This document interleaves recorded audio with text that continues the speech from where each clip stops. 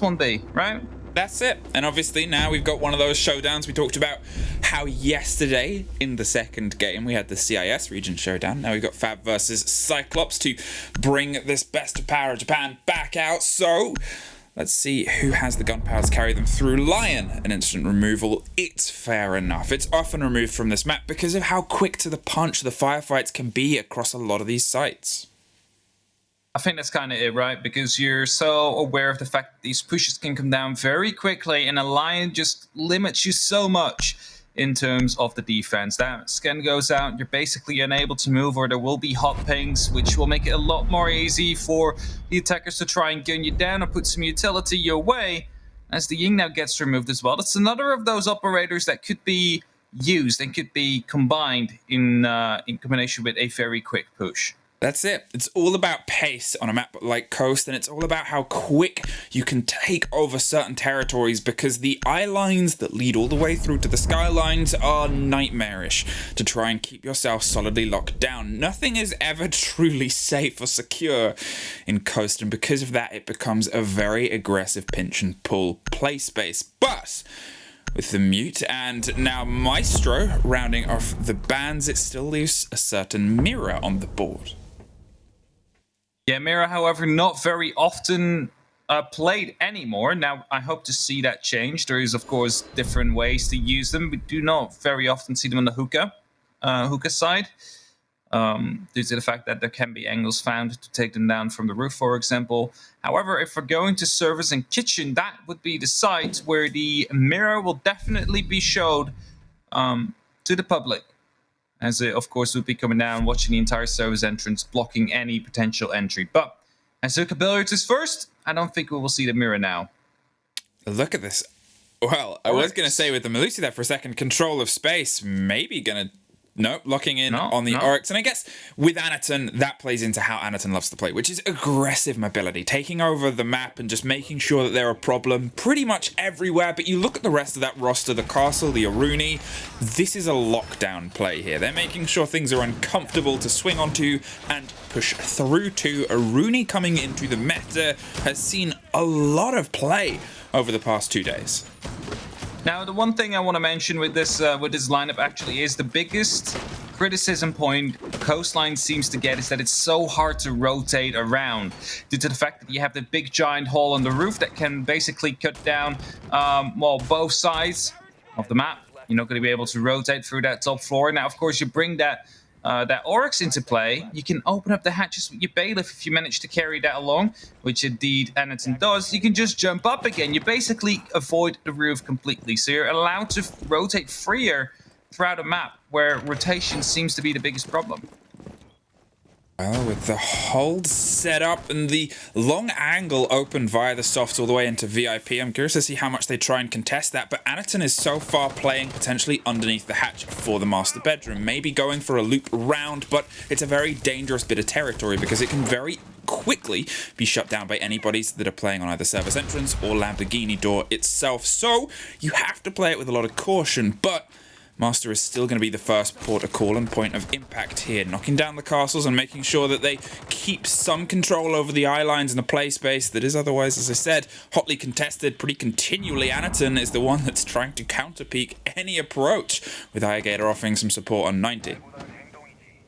Bit of a gunfight going on right there. CK Razor taking a bit of damage, but nothing too much so far. And well, with 1 minute on the clock, you know that the attack still has plenty of time to try and make their attack stick. However, you see right now, oh my god, Typhon just taking down Black Ray there with a beautiful shot of the MK14. As I was explaining about the discomfort the attackers must be feeling as Gadarada now takes down Afro. Gadarada putting some aggression back in towards any of the approach here. Obviously, FAV have thrown a lot towards this master bedroom take, and to be fair, there was a lot of bodies of CAG that were spread out all the way underneath, looking at doorways, and going to have to look a little bit sharper as Shin is able to find Gadarada just above. Now then, it's a matter of trying to collapse against this Aruni, still dug in on 90 and trying to play with some control. Finds Shin and cuts them off at the pass. A 3 versus 3, body for body and blow for blow. We're seeing these two teams keep going. Number 2 is the next to put his name on the board as Ayagator is finally taken care of, and now they can finally start focusing on the bodies left on site if Anaton decides he needs to rotate all the way back round. That's the thing, right? He can jump up, as you see right now, and that basically cuts down the rotation. He doesn't have to go up from blue. He doesn't have to go up from white. He can just jump up that hatch and instantly be in the battle. Just has to be careful that he didn't get droned out, as he's worrying about someone potentially being on the roof. Now, that's not the case, as number 2 is just repelled up onto the hookah window. It's Anderton to try and get closer, get back, whilst actually the push now seems to be coming down from the luggage area he was just holding on to. Number 2 catches Suzu just holding onto the hookah window, and well, that's going to give the game away that there's at least one there no longer. A quick swing round and a drop, and now the other 2 bodies are on the Aqua side. Trying to stick the plant, goes for the man on the cover, goes again, and Kareza is just going to stick it down. The bravery of a man fresh to a roster lives up to those expectations and gets it in a post plant. Can't quite catch anything more than the arms and the shoulders of either of the 2 bodies down in Aqua, swimming their way to a bit of a success story here, as all they have to do is hold the angle. Anaton uses the ability to smash through the wall and offer themselves a little bit more of an idea of ingress. They have the idea of the diffuser, bait the Durkabee dropper and go for the swing on the second, can't find it, and there it is, the big rotation comes through, and FAV take the big angles to a little bit of the success story. Very well played there from K-Razor. Just as soon as that plant is down, rotate all the way around, get your ass into VIP, and make sure that you're going to be able to, well, take down the kill if it somehow comes down to that 1v1 situation. No one expects that, and it takes a lot of courage to do so. I would say, like, it's a bit of a risk, right? If you would have gotten that kill earlier on and you would find yourself near the theater room, that defuse could have already gone down by the time you're actually finding yourself in a position where you can challenge it. But it worked out this time. It worked out well. And thus you see the round going over to FAV. Well, different angles, different ideas, and same lineup for the board across the top, potentially thinking they might have a trip double down there, but instead we head to kitchen to see what is going to be served up by the defenders. They've pulled off of that rotating idea from Oryx. Might have just been a play on the top floor, but either way, they've also left off the castle too. I'm curious to see if it's something where if we do get back up to the top site, maybe they felt they overextended a little and want to pull themselves back, because it was a very wide and vast hold they had. Ooh. Painful. Painful. He's gonna have to take an aspirin or 2. Yeah, I don't think that cures bullet wounds to the face. I'm not a doctor. It's a simulation. It's a simulation. It was like they were. I think the lore behind it was like that they had like these suits with like very, very many sensors, and if this is what airsoft is like, sign me up. I want to play with cool gadgets. But hey, it's gadgets and a bit of a balance there. And as I was saying before, it was the extension of the castle and the arena. They threw themselves across the map. They did play themselves back round, but I mean, these are 2 teams that know how each other likes to play. They're 2 teams that have met quite a lot across the national scene as well. So they'll be aware of all these games, and instant pressure there from number 2. He was able to pull some bodies apart, playing that Iana support role, as she so seems nowadays, being able to take care of so much utility with the frag grenades, the Gun 6, and the Gemini. It just really puts a bit of pressure onto an Aruni player. Yeah, really puts some good use into Yana there, and that's why we do see her more often than not right now, and well, more often definitely than compared to the last season. I'm only wondering how much more her pick rate will increase over the course of the seasons. Right now, as a C4 right there will almost take out Afro, just barely surviving. Wondering how they knew that, if that was just a sound call or if they have some sort of cam, maybe with a Mozzie drone.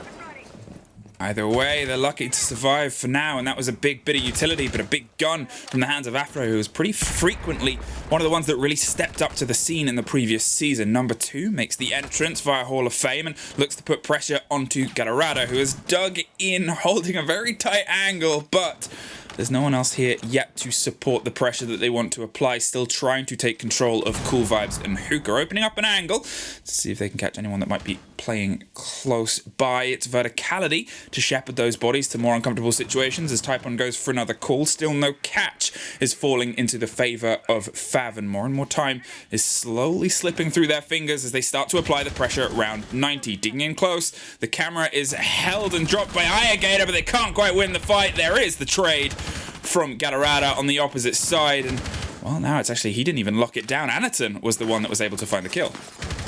Oh, beautiful second kill there, though. Number 2 will be taken down, and that brings us into that, well, advantage right now for CAG, but they have to be careful to not lose their member right here. Gadarada needs to stay alive for as long as he possibly can, and he's a very crucial position right now as he's trying to move through and drop through that hatch. Very well played, as this is going to be alleviating a lot of the pressure right now. They're still going to be trying... Oh, my God! Afro able to pick up Anaton. I didn't even know he was still behind there. And as he tried to rotate out, gets picked up and gets caught off guard. And that brings us back to a 3-on-3 as the cameras are now getting hacked by Dokkaebi. Well, a 3 versus 3, as you said, and the pressure is starting to mount and come down onto the bodies that are still inside site service door, is where Gadarada has found himself lying down and waiting for the approach here around the corner of a man that's spraying towards a shield. Smokes are popping and explosions all over the backside of service, but it's Gadarada that finds the first, swings on the door, and the second 2 handed to him in a diffuser for trouble, but Black Ray decides, well, he doesn't want to wait around Cyclops to find their response.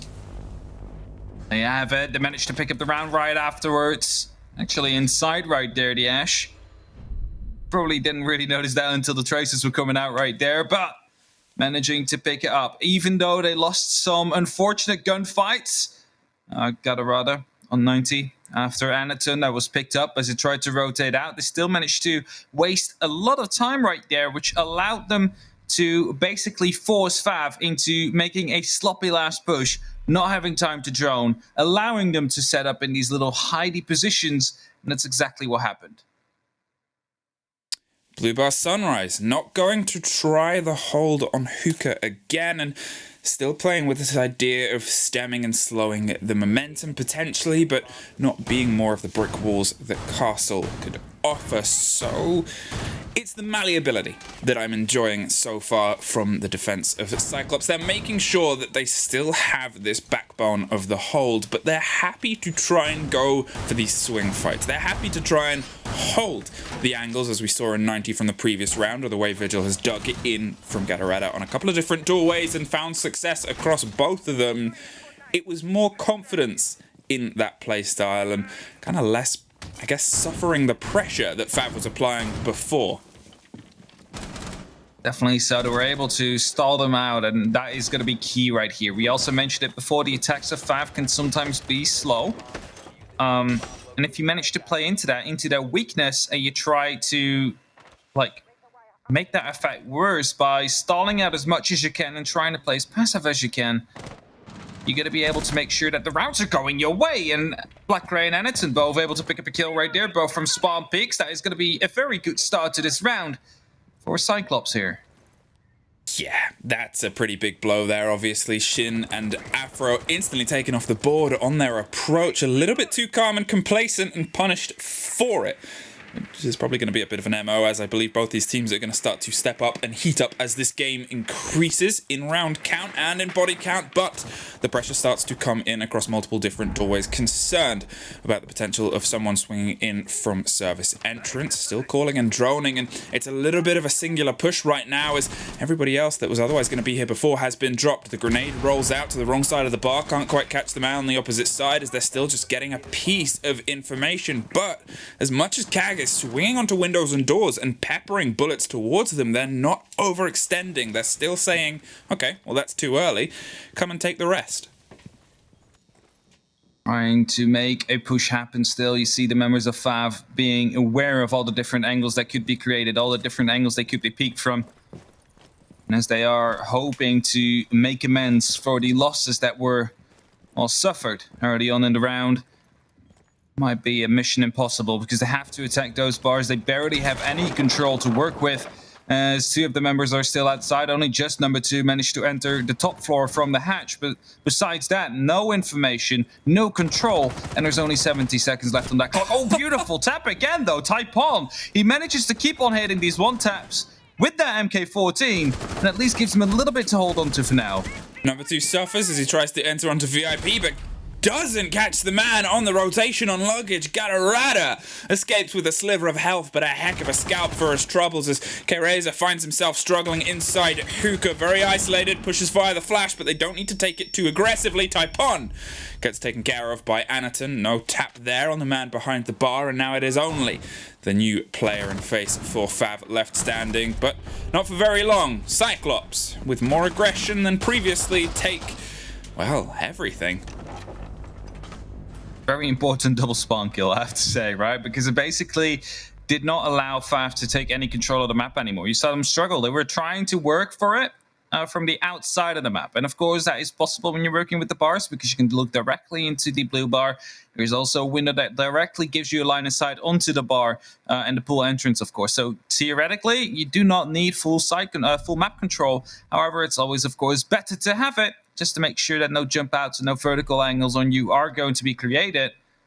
But yet again, CYCLOPS able to lock in that round in the end, and well, they were choosing to go for the Oryx this time, but they swapped it out for the Vigil, so no jumps yet. Baiting a play. Work that well. And I will say the Valk on the board as well. They're going for a different style of information game, and I think it's the swing of confidence now. And it's prevalent, obviously, when you get 2 spawn kills, you say, well, that team's confident, and then you look at how they played the rest of it. They were still putting pressure on triangles. They weren't throwing themselves outside, as some other teams could have done. They were kind of saying, okay, well, you want to take the door, you want to try and take this window onto blue bar. We're still here. We're still causing problems. Obviously, Galarada swinging against number 2 upstairs from Hookah all the way into VIP.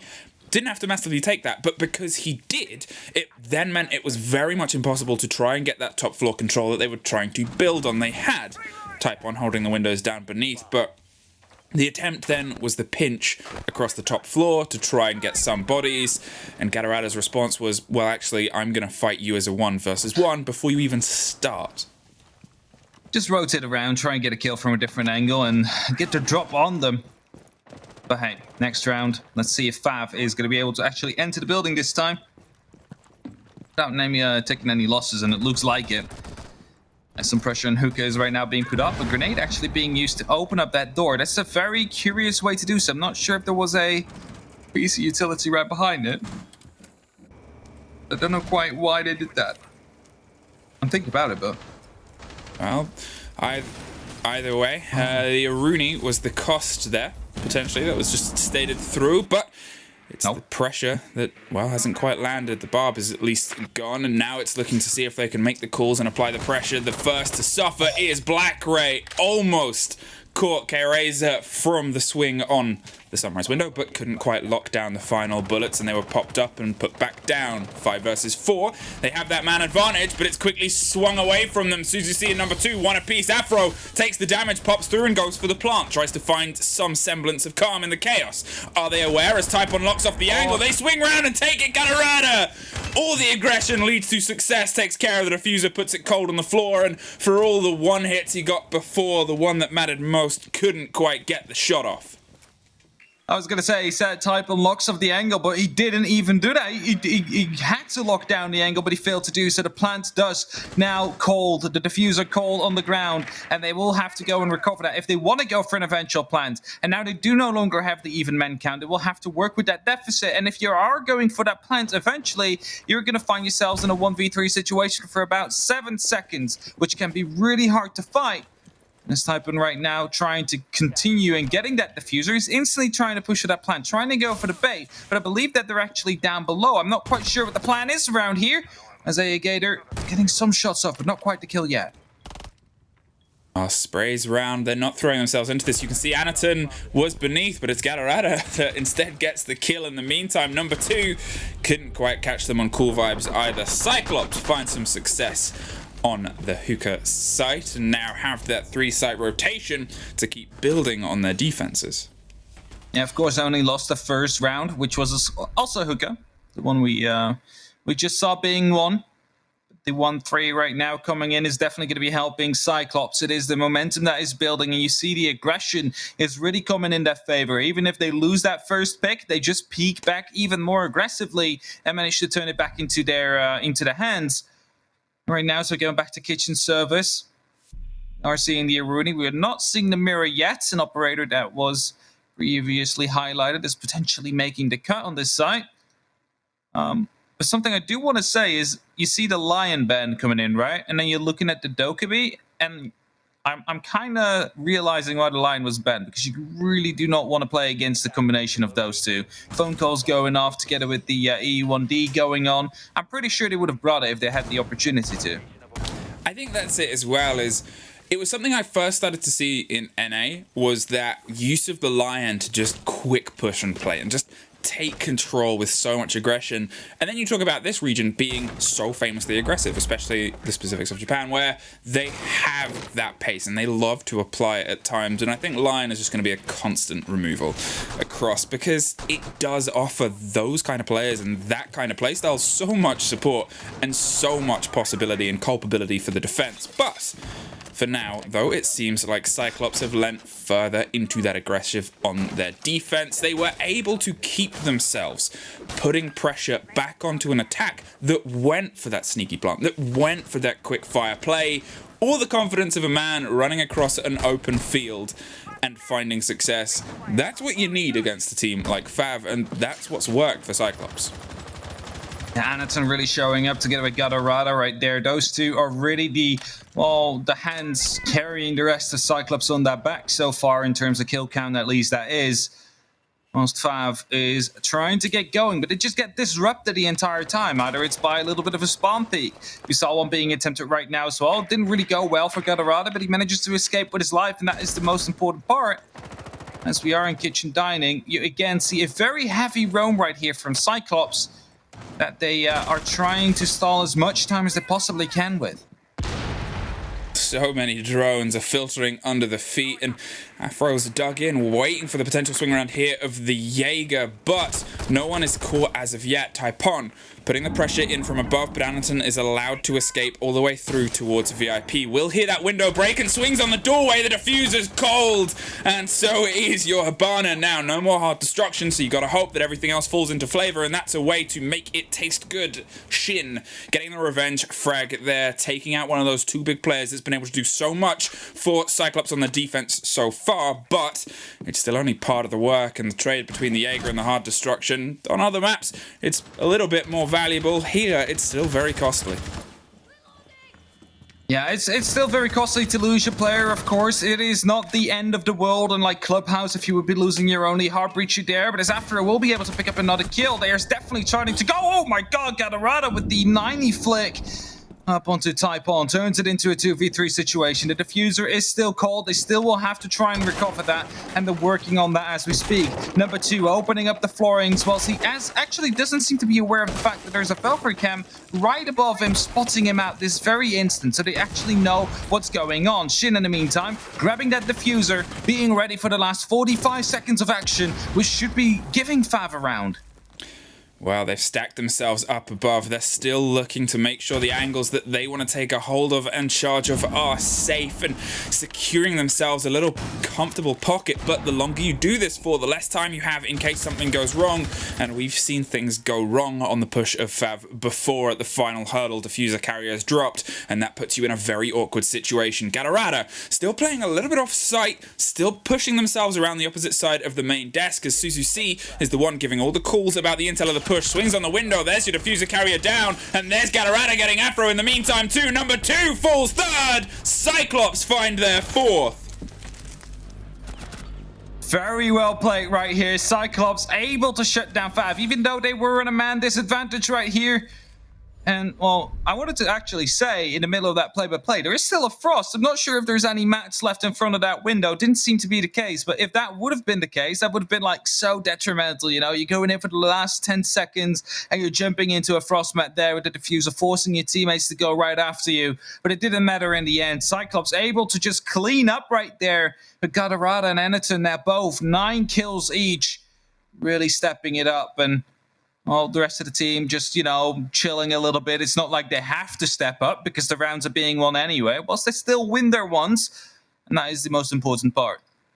Well, if there's a site where you would bring a mirror for her if she's on board, it's Penthouse. It was often the reason she was removed and why we saw this site sort of fall out of favour, because in the words of the great Northern Irishman Demo, mirror can make a bad site good and a good site untouchable. And this is in a lot of people's books without her a bad site. It's tough to control. It's tough to keep a lockdown inside that bedroom area, that quick hop in from the bathroom hatch too. So extending yourself further back, having yourself with those rotation possibilities, making things uncomfortable, which only really she can offer.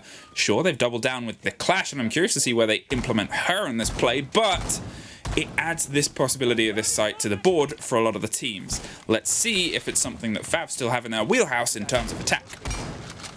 Now, there is a couple of things I would like to note out. You do have that clash as well playing there, which is going to be making it very oppressive to try and enter the site. And now we're talking about Heartbreachers. This is probably the site where the Heartbreacher is most important of all. You need to get that VIP control. You need to open up right behind the bed, because that is the one place that you're safe from those mirror windows. That's the one place you can plant without being bothered too much. And that means that right now, K-Razor is a very important player for this team, for FAV. And he needs to stay alive, unlike Typon, who just got taken down by Black Ray with a Peter. No, yeah, Peter and Roni shot actually coming in. Well, we said that center of the danger donut is, well, dangerous, and that's why there's so many different angles and peaks and plays you can get taken care of from the quick calls that came out of Typon is here, I'm suffering in luggage. And Black Ray said, don't worry.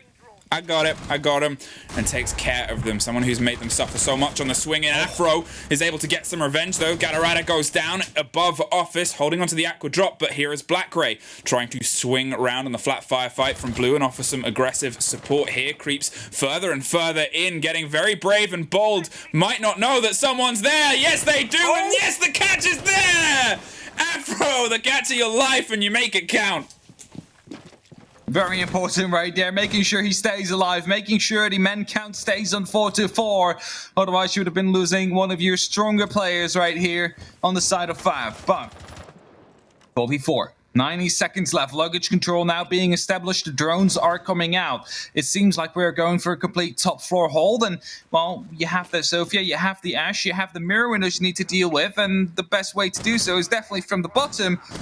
So one of those players should definitely go there, but the lobby presence is still there for the likes of CYCLOPS, which is going to be making that very hard right now, as Anaton is trying to put some pressure down into the actual hallway, making sure that the pressure will be, well, alleviated just a little bit. This makes it so difficult to try and hold the angle. There's so many possibilities of them to swing around the corner in, and they're just trying to keep that pressure at bay from the long corridor. Suzu C suffers. In the meantime, as Anaton has to pull back, they are low health, so any of those pop charges from Ash could be the end of that clash in the wrong situation. Here is FAV applying some very, very good cross-pinch pressure here. You can see Shin still holding that angle from the bathroom, trying to catch anybody who comes round Hall of Fame and make sure that those bodies inside the site are isolated. There's the drop, and there's the pinch and pressure from the opposite side. Now a 3 versus 3, and it comes down to this kill. Suzuki can't quite get it torn and blown at the right time. K-Razor finds Anaton though, and it's only Black Ray left. Swings back to site, puts bullets towards one. They drop down, hits the old body, finds the real one, and Shin in the meantime sticks the diffuser. Cool as anything. Now as we find ourselves in a post-plant situation, both players on half health, it will come to whoever gets the intel first, and it's a very tricky situation here for a Mozzie that has been pretty rabid around the map. They see the head of the Zofia, they dance around the pillars, they try and spray the bullets, and there he is, put to bed! Quad kill! I was gonna say, the big advantage he has right here is the fact that the Zofia, the fact that Shin was too afraid to put the new mag into the gun because he was pushing out with that pistol rather than with the M762. And that might have won them the round right here on the side of CYCLOPS, as they were able, of course, to put more rounds into the head quicker. A quad kill, as you just mentioned. A 1v2 post-plant clutch coming out right there, managing to get the defuse out. And that's CYCLOPS right now onto 5-1, only 2 rounds away from getting the full 3 points. That's a pretty good defensive half for a map like Coast, where oftentimes you will see something more akin to a balance of 3-3, maybe even attack having a little bit of favor, the ability to swing in now onto your defenses, onto your attacks even, with a 5-1 lead.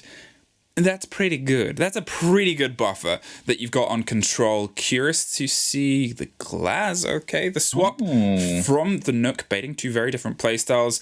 It was the possibility there when you're seeing a Monty and you're seeing a Nook on the board at the same time. You're kind of thinking this is two potentially very different pushes. And I was going to say, it's a very weird lineup when you have a Nook, which is all about stealth, and like a giant clunky boy that is just going to stand there in the way. The glass makes more sense, though, due to the fact that there's, look at that, 4 smokes on the board. So we might try, I think, it's either going to be a aqua take, with the glass, of course, playing maybe upside down repel, looking through the smoke, hoping to shut down whoever as the Monty goes for a reverse plant. Or, as you're looking at the drones, they're very heavily concentrated towards the actual hookah side of things. You might see a repel coming up from the hookah window whilst they're trying to plant in the actual door. And providing cover that way. So there's multiple ways this could go at it, but this does look like a focus to plant rather than a focus to kill everybody execute. To be fair play. It's the idea of we can lock some control down. We can get some solidity with the calls coming out from DKB and obviously huge angles held from the possibility of Suzu C, which is otherwise obviously the surprise 6th here in this situation. It might be something where they do find themselves saying, well, here's our pocket of plant space, and here's our security. Black-Grey, in the meantime, wasting no time, leading in with the F2 on the opposite side, and instantly trying to put some pressure to anyone that might be round to the back of the bar. But it is clear it's cool vibes, and they saw a taste of somebody, but Afro, well, he's able to take the first bite. No, of course, there is a Monty on the board. They have heard it already, of course, was revealed as well, but the 6-pick is always a option. Being used right now as a bit of a living drone, hoping to draw some of the attention. So far, FAV, however, not really biting into it. They're holding their angles. They're staying passive. They know they are the ones that have to defend, and it's not the attack that has time on their side. And thus, right now, you see the rotation coming through the glass on top of that balcony. You see the Monty being ready as well. The smoke is getting popped. It should be helping Suzu C right here to try and maybe get a kill out, but counter smokes are coming in right here from the smoke himself. And that is something they need to be using quite well. Well, there's 2 grenades caught and burnt. They're able to take care of the shield with the gun 6, I believe. And there's the smoke canister putting them off the direct angle. They want to try and sneak this body in and see if they can get them behind Monty. They're concerned about the cross peek that's coming from behind the bar itself on the quad wall. And the cover is there, but nobody has quite caught anyone. Here's the first, though. The run out's attempted, and there they go. There's the smoke canister, and it's all FAV all across the board. Suddenly only 2 bodies left onside Hookah, but they can barely find anything against the bastion of the wall itself. The swing comes around on the top of Cool Vibes, but it goes no further. A flawless for FAV. I was going to say, it's going quite well for Cyclops here because they managed to get the 3rd smoke out. However, the Monty got stuck in the doorway and wasn't able to rotate out and slowly died as a result. And after that, it all went downhill. You saw the run out coming in, making sure that the cover that was there from the windows was being taken out as well. And FAV able to pick up their 2nd round so far. The mirror now being brought out as well, as we are going to kitchen service. That is the initial side. I said we would probably see the introduction of mirror. I was wrong in that case, but we are going to see it nonetheless. I mean, it's another site where you can have a lot of control against service down, but at the same time, you require safety on the above. You require a lot of faith that the hold on the top floor is one where you're not going to be forced into really uncomfortable positions really quickly. It makes you feel a little bit isolated at times, and when you've got, obviously, the Bucks on the board, they're going with the Monty again, which probably gives a bit of the idea that, usually when they've got a Monty on the board, they want to try a service take. They have to try and keep a bit of control behind that mirror. It allows them to, if smoke plays there, long arm all the way back down or try and catch the close on the default plant spot just behind the solid lattice work on the corner. But it all, as I said, falls down to this. It's how they play the top floor and how aggressively Cyclops are able to isolate some control up there. Yeah, definitely. Cyclops, they are going to be needing to take that control to put up that vertical pressure, making sure that the players of FAV are going to be feeling unsafe trying to play around on the actual kitchen service entrance. As, of course, that is something we do often see in many of these matches. People often choose to go a little bit offside in that case as well, maybe play in the bathroom, maybe play in the pantry. Often that does give some form of security, but it does lock down the positions, the playable positions of those defenders to just a select few. And if you are then going to be storming in with full members, you know which angles to check. And thus, that top floor control, really important to try and contest at least very long on, as Anaton again taking a lot of damage from just the first smoke canister so far. Yeah, suffering instantly. Your Monty's half health. There's still 2 in pocket and 2 minutes left on the board. Plenty of time for anyone to try and get something a little bit closer. You've also still got 2 C4s in the pocket too, and one of those could be much more deadly to an already wounded Monty. Galarada swings in and enters onto office and just has a quick pop round the drones to make sure he feels a bit secure, but it's Shin who was lurking around the sun kind of corridor towards the main reception desk. Put some pressure back round and get caught on your drone and suffer the consequences. I was already thinking that. Is there a person sitting right next to him in that case? And indeed it was. It's going to be Galarada to get taken down. One of the top fraggers so far for Cyclops hasn't been able to make an impact last round. Will not be able to make an impact this time around. Leaving it over to Black Races and Gator to pick up for the slack right now. This 4v5 situation. There is 80 seconds left on that clock. Shin is finding himself in that main lobby, hoping to get 1 or 2 beautiful taps out with the MK14. But in the meantime, it's Gator using the vertical angles we have been discussing before to try and take out some of these defenders. And K-Razor, the first one to fall. Close angle held now by Shin. They've obviously put a soft to see if they can get an idea of if someone pushes from office to try and get some revenge. But for now, it's a pretty flat push across the board from CAG. There, as I said, looking towards service with the Monty and seeing if they can make sure that they have that control and coordination with Gator trying to lock off from above. But with the potential of Shin here rotating and almost finding a second player entirely unaware, Gator escapes with his life. But in the meantime, Taipon does not. Inside the site, they're suffering some pressure. Suzu C wants to try and capitalize on the fact that Shin has rotated to the top. They are more than aware of where he is, and in the meantime, more FAV bodies drop below. They go for a very wide take there, almost take the firefight onto the man around the corner, but look, the diffuser's going down. There is a quick pickup from Afro, a post-plant situation. Monty snuck his way in amongst all of the rest of the chaos and found a close push. Afro is trying to offer some just anything that he can pull apart from this attack. Unfortunately, he can't really get anywhere. Sprays to the man behind the projector cabinet. Can't quite find it with a pistol either. And it's Gator that puts Cyclops on map point. In that case, it's a 1v3 post-plant situation with the defender being offside and there being a Monty on board. Now, if there's, I don't think there's worse odds of winning a clutch like that. Like, the Monty will just extend the shield and hide in the corner. There's nothing you can do. The 2 members will be either one outside and one above, holding the vertical angle. Like, it's basically lost in that point, and they should have just tried and cancel out the plant. The Monty is really an operator you need to get rid of if you want to have a chance at any of these post-plant situations. But Cyclops right now finding themselves onto the match point. Again, the Monty will be brought out. We are going for the blue bar and sunrise bar, and the Warden is now being brought out as well, because we've seen quite a bit of smokes being utilized right here by the side of Cyclops. And as I say, the Monty's coming out might actually be 6 bigs away into a different kind of operator. No, okay, Monty into Monty. Very 300 IQ. I do like that they were thinking about it, though. I'm obviously talking entirely from assumption here, and I could be wrong, and maybe they were just playing around with 6 pick. But my guess is that they're discussing the idea of, okay, well, we've played a Monty play twice in a row. Let's do something different. We're on map point. This is when they're most going to expect us to keep playing this continual play, and when they're probably going to look for a strict counter towards what we're doing here. And I think maybe they went, no, let's stay with it. It's been successful so far, because you'll see a lot of teams, if they're building a successful play around a certain operator or an idea, which is get behind Monty and try and get the diffuser down. Sure, it failed the first time round, but it had that success the second. You then swap what you're doing, and it can take a lot of teams by surprise, because they'll be a little bit too wrapped up in what was successful. It's that survivorship bias of, they got in with this Monty because we couldn't stop it. Maybe we need to look at finding an adaptation to remove that, and then that's the perfect time to strike. But so far, it's Afro on the man with the magical glasses to see if they can stop the approach of those smokes.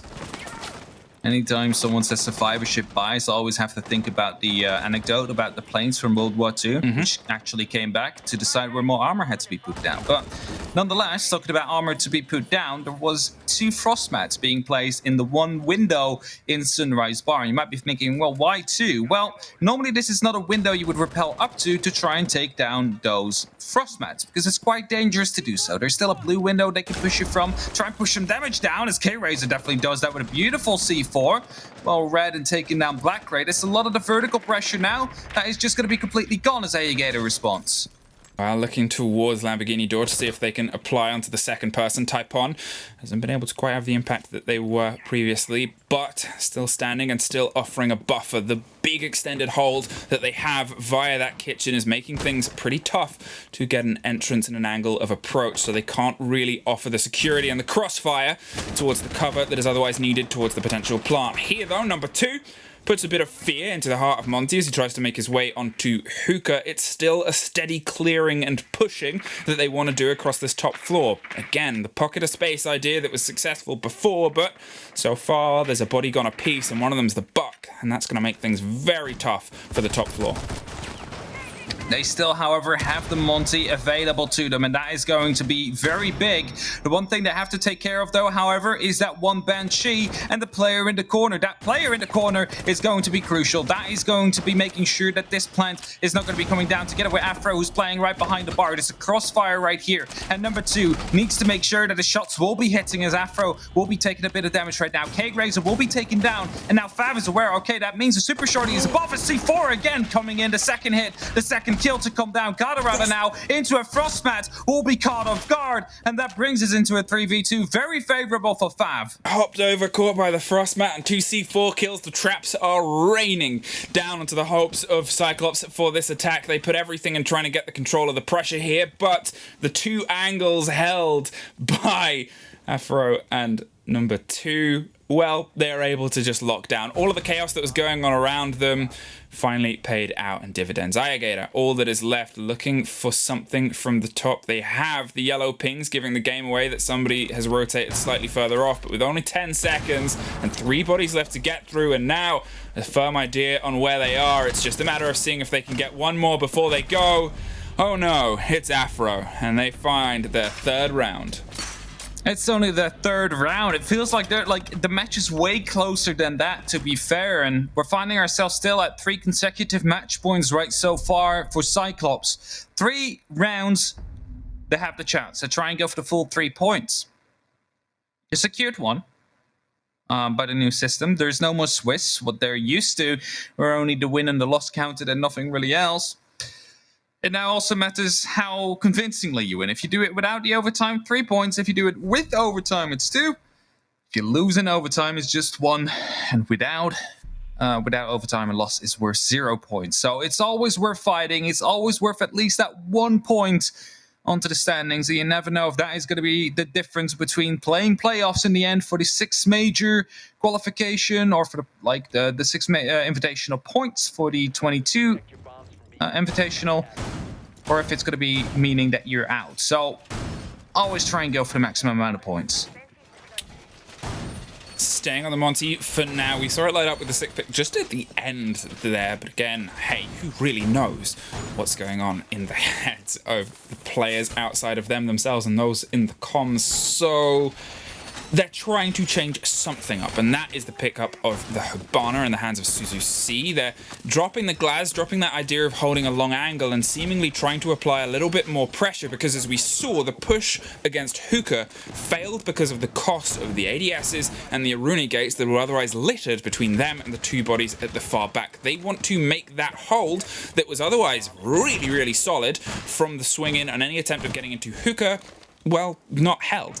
And the answer there is to bring the Hibana. The ability to obviously change the amount of pellets you're popping out can really put a really big price to pay on those ADSs. We all sit and lean forward in our chairs and see if they catch anybody, but no luck from the top of that double window.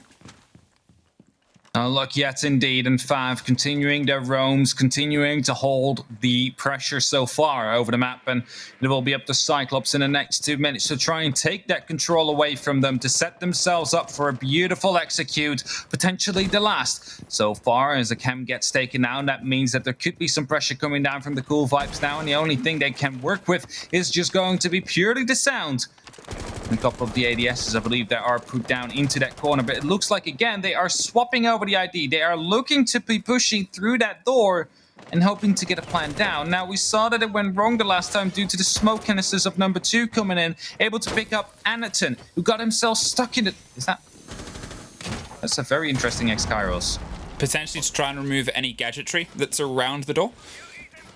I would assume that it was maybe meant for the wall after. I'm just trying to be friendly. I mean, it could have been. It could have been either way. You'll sometimes see it on softs. If there's like an ADS on the back side of the wall, you can destroy any surrounding utility by popping stuff onto the softs. But at the same time, it could have also just been likely they were trying to hit the shield. So who knows?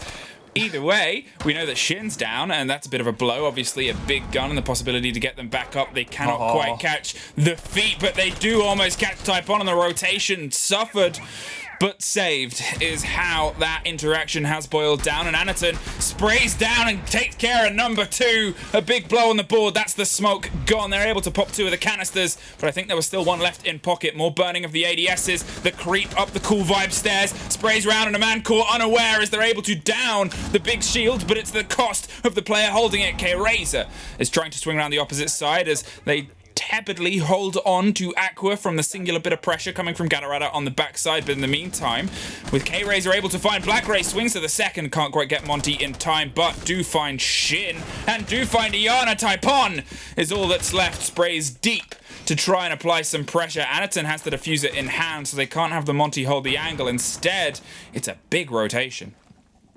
Still one impact left, which might be really important. Look at the HP right there of Anaton. If you manage to get that impact right behind the shield, you're going to be taking care of that Montaigne, because we talked about that before. The 1v3 post-plant situation with a Montaigne alive is basically guaranteed a loss, but right now he has the opportunity, manages to get one. Now needs to get the kill onto the Monty, but he doesn't manage to do it. Just a little bit too little damage to actually get that kill. Rotates right in front of the window, needs to go for that defuse, but also needs to get both these players out, and he's trying to go for that Monty first, but he's only being baited right now. There's no way you're going to be able to be quick enough, and he won't be taken out. Suzu C able to get that final kill. It's Cyclops to go for the win, and I hate to say it, but it is very well deserved. They played really well, and even though they were relying on the Monty quite a bit, it didn't really help them that much, I dare to say.